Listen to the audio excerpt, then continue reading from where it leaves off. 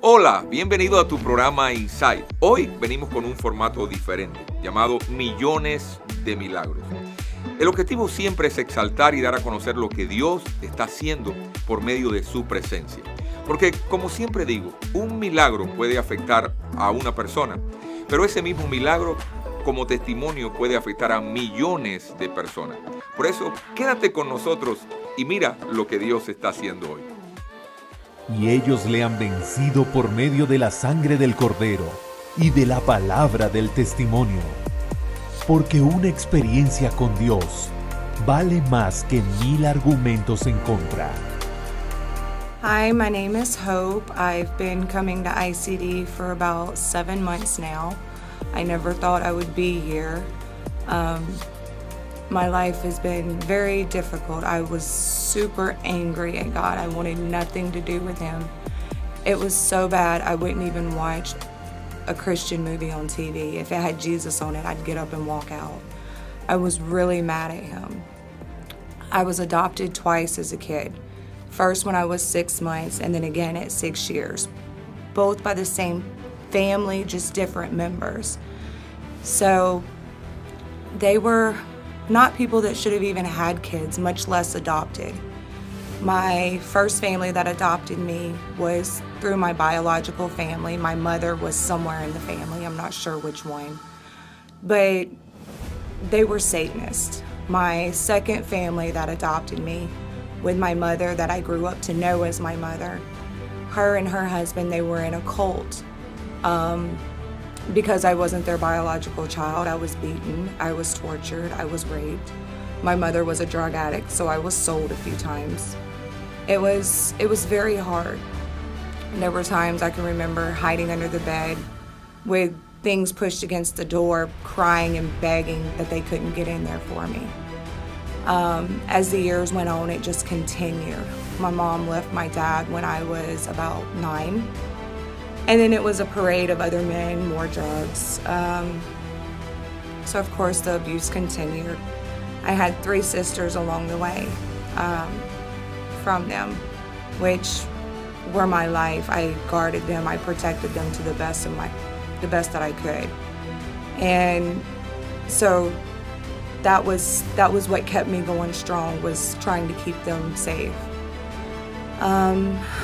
So when I was about 11, she married her second husband.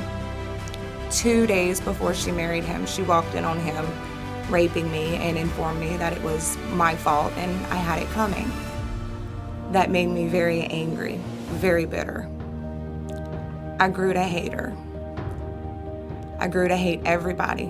I was a very violent person. It got to the point that if somebody even looked at me, I wanted to fight them. By the time I was 15, I was a full-blown drug addict and alcoholic. Went to rehab for the first time at 16, again at 17, and struggled a lot. I went to some of the worst possible places that I could go, and I tried to pick fights with people that I knew would kill me. I tried to die multiple times between overdosing or trying to get somebody else to pull the trigger. And there was this one time I went to a really bad neighborhood and picked a fight with somebody, and I begged them to shoot me. And they told me I was crazy, they wasn't gonna do it. Had no idea why. So I continued down the path of drugs and alcohol even longer. Had my oldest daughter. Got better for a little while, but relapsed a few times. I started repeating the pattern of one bad relationship after another, to the point that there was this one who would beat me. He held me down, he shot me up with dope, and literally tried to kill me. I spent 3 months in ICU on life support because of him. Came to in the hospital, had no idea where my daughter was or anything. That one kind of knocked me straight for a little while, and I did good. I got clean. I stayed clean for years. Had my second daughter. Still one bad relationship after another. relapsed a few times on different things, the drugs, the alcohol. But I was still so sad, so broken, and deep down I still wanted to die. I told myself a few times that my kids would be better off with somebody besides me. And I had every intention of sending them somewhere and just ending it. And then I felt like something happened, and I didn't understand it at the time, but I didn't go through with it. I moved to Texas to get away from everything that I was around back in Mississippi. I've been in Texas for about 10 years, still repeated bad patterns that I shouldn't have repeated. Slowly started trying to get it together, but it was always something still missing. I had a few people from the church, my mentor and my leader, she kept trying to tell me that I was going to come to church. She needed me. You know, I needed to come to church. And I was like, yeah, that's not going to happen. I'll never be at church because of what I went through. I was angry. How could God, that's supposed to love me, let me go through the things that I went through? I didn't understand it. So I wanted nothing to do with it at all. So eventually, she kept trying to, why don't you come to church? Why don't you come to church? And I was like, yeah, that's not going to happen. She ended up having her baby. And it was a little miracle baby. So how can I say no to my beautiful little niece? So her dedication got me into ICD. And every inch of me wanted to run and scream out of here. But I stayed for my niece. That was my inspiration to stay. Little did I know God had other plans for me.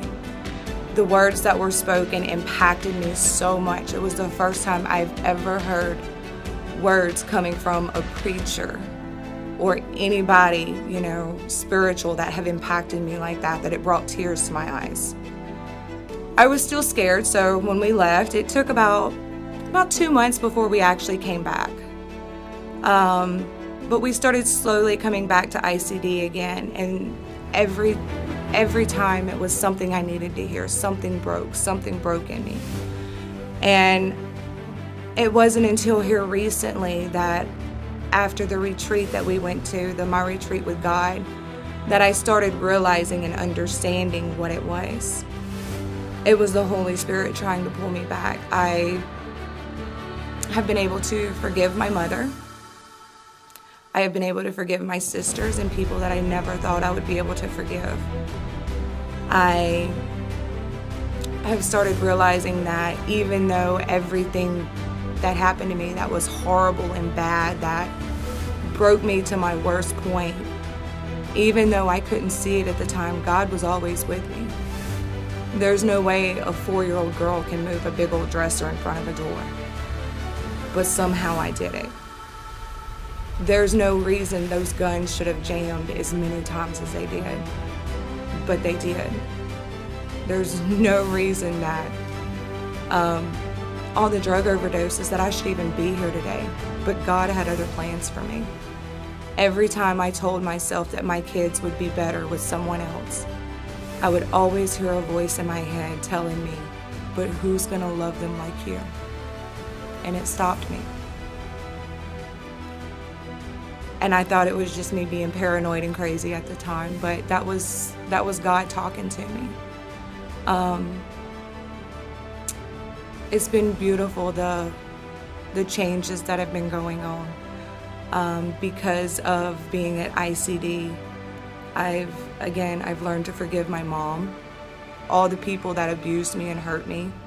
I've started trying to build relationships with family members that were lost and trying to help lead them to Christ. I've got my children at the church now. Well, one of them.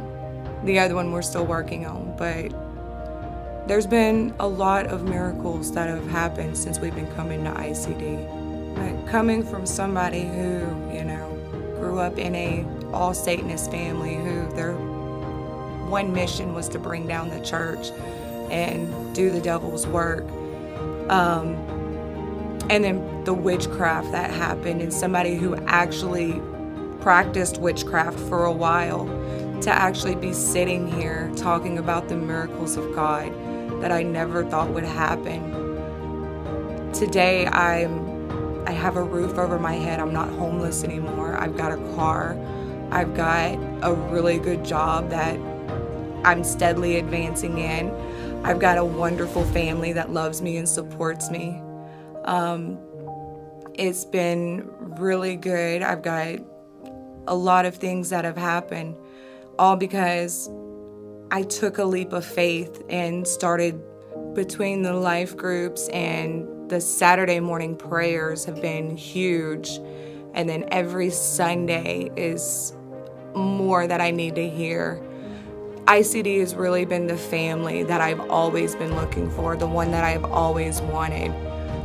The leaders here have been amazing. The pastors, the pastoral assistants, everybody here has just been so kind and welcoming and willing to help you pray and get through it. And it's been a beautiful process here.